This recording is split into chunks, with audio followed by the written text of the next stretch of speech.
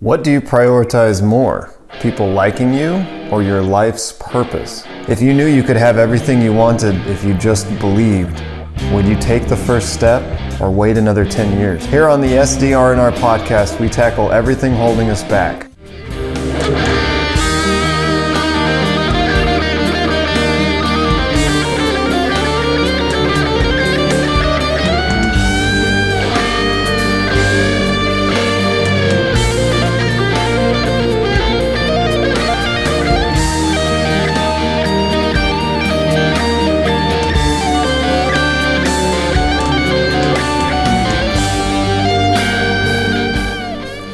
All right, that was the song Someone Not Afraid by yours truly, Jonathan Sparks. We released that almost a year ago. I guess it'll be a year ago by the time this podcast comes out. But yeah, it's a guitar solo that I'm very proud of. We're not really going to get into the lyrics on that song, but the guitar solo I'm very proud of. And it has to do with that guitar solo. So a lot happened with that solo. So this podcast is going to be called Play Your Own Music, man. Create your own music that comes out of you, whatever that is. Don't play other people's music because that's their music. And I need to kind of express this with a real story. So very recently, a friend of mine asked me, he said, what does a person do when they reach the top? And I thought that's a great question. And it's kind of indicative of what they're thinking, right? It reveals that there is a limitation on how far forward you can see in terms of the success that you want. And if you go back to our first episode on What Do You Want and the Temptations song about that, I think that would be helpful too. But it's understandable that there should be a limitation on how far forward you can see. That makes sense. But we should always be thinking about a little bit farther. So when we reach the top, if we believe that that truly is the top, quote unquote, where do you go from there, right? And I would be remiss if I didn't do the joke that was in Spinal Tap, so it's like he's looking at his amp. He has this amp. If you haven't seen the movie, you need to see the movie. It's an amazing classic. And we make a lot of references to it here. But he's looking at this amplifier and his goes to 11. And the documentary guy who's shooting it is like, well, why not just... is it louder? And he's like, well, it goes to 11. And he's like, well, why don't you just make it louder and then have 10 be 11? And he's like, because where would you go from there? You would get to 10, and where do you go from there? And then he says, oh, 11? And he says, yes, 11. So that's kind of it, right? So where do you go when you're already at 10? And my answer to that is a bit of a story. So when COVID broke out, I wanted to take some time, since I was no longer commuting during that time, to learn what I believe to be the greatest guitar solo, or one of them. Certainly the coolest sounding and one of the more difficult ones to play. And that guitar solo is by Slash on Guns N' Roses' album, I think it's Use Your Illusion 1, and it's the song November Rain, which came out in like 92 or so. Great song. It's an epic song. It's like 8 minutes long, I think, or 9. And there's this incredible solo at the end that Slash actually based off of the Godfather soundtrack. There's this epic like piano part.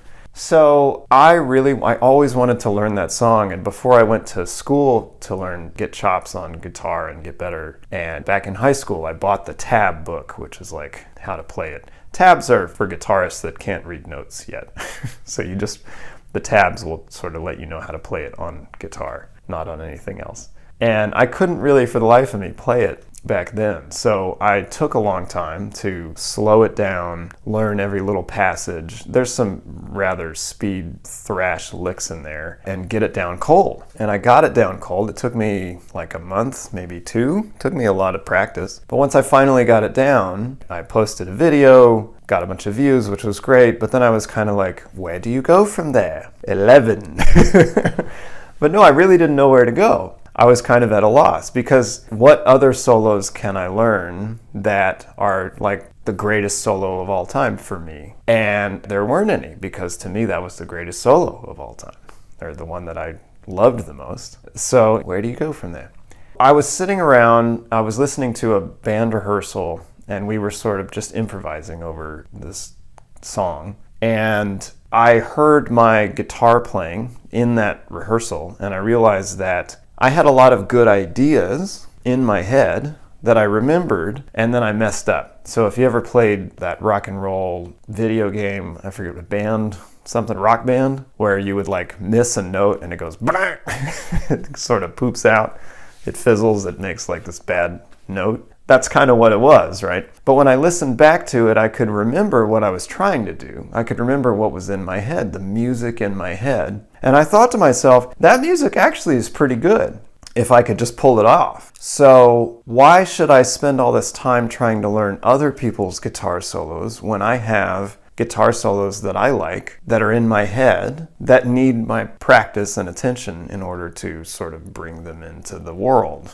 And obviously I'm speaking metaphorically here, but we'll get to that. So this was a huge epiphany. I was like, oh shit, there's so much that I really want to be able to play musically. What if I spent all this practice not practicing other people's music, which is great, but it's not everybody's heard that guitar solo. I'm not going to come out with a new version of November Rain that is going to be more than, at the absolute best, I'd say like 2% better, and that would only be because we have better recording technology now, right? I think that was the perfect guitar solo. So yeah, so why don't I play my own music? Why not? No one's ever heard it. I've never heard it. I kind of hear the ideas in my head, but I've never heard it played. So I took that and I ran with it. So I took this solo, these ideas that I had, and I laid them all out, and it was for this song, Someone Not Afraid. And I would write down the passages, I would record at slow tempo, so really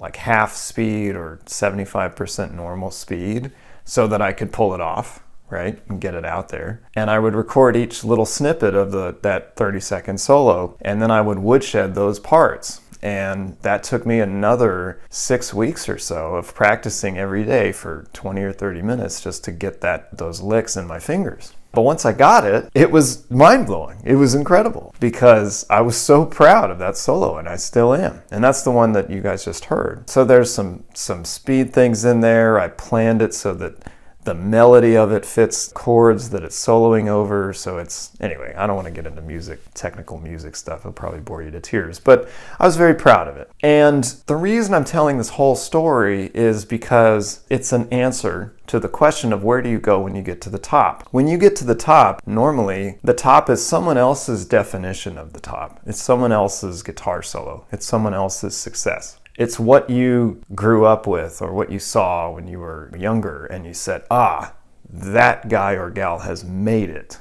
They've made it. If I could ever be in that spot, in that scene with that amount of money or success or clout or credibility or whatever, then I will have made it too. But that's not really you making it. That's them making it. And it's also kind of dangerous for us to aspire to make it in the same way that other people did at different times, because you are not those people that you aspire to be like, and you are also not living at the time that they lived. For musicians, this goes deep. This is a big one. Growing up in the 90s, if you got signed, you had quote unquote made it as a musician. That was it. That was the top of the mountain, practically. And when Napster happened and illegal pirating and the music industry sort of lost, I think it was like 40% drop in revenue, like overnight, making it became a very different thing. It doesn't look the same. It's very hard for a newer act to sell out arenas in the same way that Def Leppard and Michael Jackson did back then,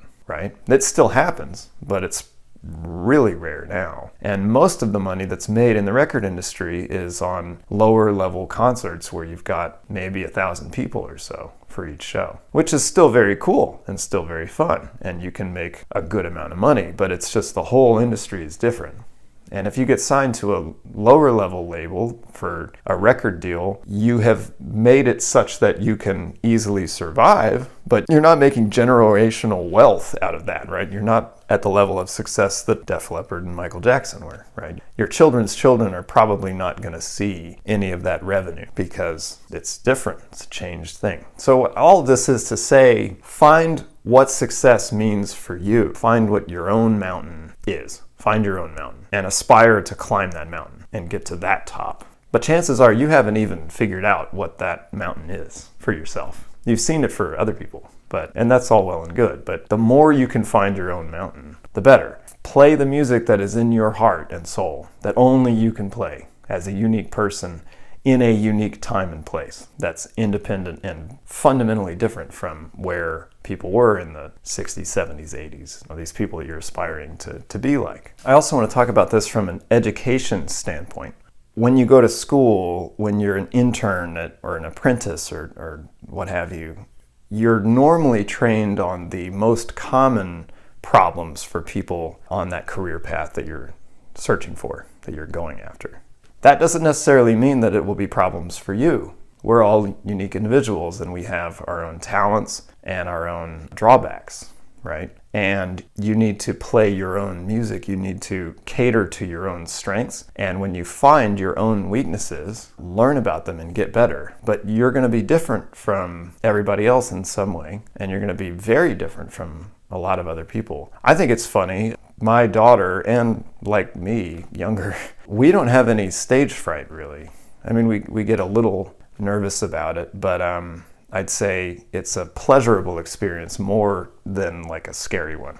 And I heard at one point that people's number one fear is public speaking, is being seen by lots and lots of different people. And that was hard for me to understand because I don't mind that. And if anything, I enjoy it. It's fun for me. But most people, the vast majority of people, are more afraid of public speaking and being seen like on a stage than they are afraid of death. Like death scares me a lot more than being on a stage, right? Being on a, I mean, why in the hell would I do this podcast if I was afraid of being seen? You know, I wouldn't. Or if I did, I would have to learn to get there. I would have to really work after it and better myself, right? So everybody's different. We all have our own unique set of skills and capacities and ambitions and all of these things. And something that is a real struggle for you might come very easily to someone else. And I would expect that something that's very difficult for them is probably very easy for you. And it doesn't matter. You don't need to compare yourself to others,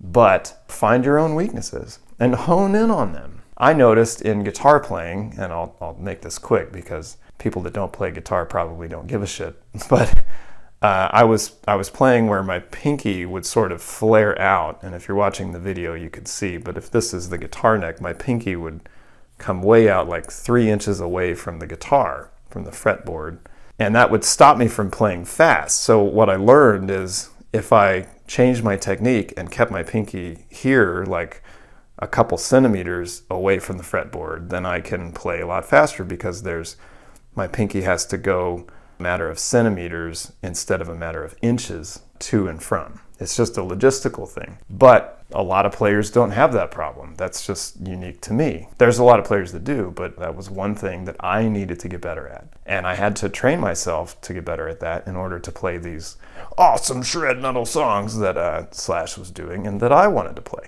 So hone in on your own problems and make them better. And don't get caught up. Don't be shameful. Don't feel ashamed that you struggle with certain things. See it as an opportunity. Every weak point in your objective goals or your skill sets that you find is an opportunity to get better in a monumental way, in an impactful way, right away. So 80% of the problem is finding the problem and knowing what it is. So if you know what it is, don't shy away from it and try to hide it. Just fix that sucker. Figure it out. Speaking of Def Leppard, it was their drummer who lost his arm. He lost his arm! And then you could argue that he was a better drummer after losing an appendage than he was prior because he wasn't ashamed of it. Like literally his arm was hanging out of the tour bus, like over here, and then the tour bus flipped, and I mean there's a great behind the music episode if you ever watched those. But he got better. He fixed it. He changed it so that his feet could do more things, and effectively he plays what his left arm was doing with his feet. So, play your own music. Don't look to the top of the mountain that other people have reached because that was at a different time. And everything's changing very fast. Technology doubles every 6 or 7 years now, which is insane, right? So anything that brought someone to success earlier may not be relevant anymore. I mean, look at cryptocurrency. There were people that made tens of millions of dollars off of investments just 6 months ago, and then they lost half of that, right? Because it dropped in by 50%. I mean, time is changing, right? Constantly. So don't weight your success against or compare it against those other people. Try to look inwards and figure out the success that you're going for. Make the music that's in your heart uniquely that's not in anyone else's. Go after the dreams that you have uniquely that's no one else's dreams, right? Or it's some combination. Like there's other people that are going to share similar dreams with you, but what is your dream? What is your mountain? Go find your mountain and scale it. All right, guys, that's all the time we have for this week. Thanks for listening. Please check us out. We're going to play a show on October 22nd at the Sweetwater Grill in Duluth. I think tickets are just $10. You can get them online at jonathansparksmusic.com or at the Sweetwater Grill's website. We're also playing on the 27th at Smith's Old Bar for a charity gig to feed the hungry, and then we're playing another gig on November 1st, 2022. Hope you can come check it out. If you're looking for any kind of business coaching or legal services, hit us up at sparkslawpractice.com. Keep rocking and rolling, guys. We'll see you next week. If you enjoyed this podcast and you want to hear more, check us out on jonathansparksmusic.com, JONATHAN sparksmusic.com. Please like and subscribe. Tell a friend to tell a friend. We love you guys. We'll talk soon.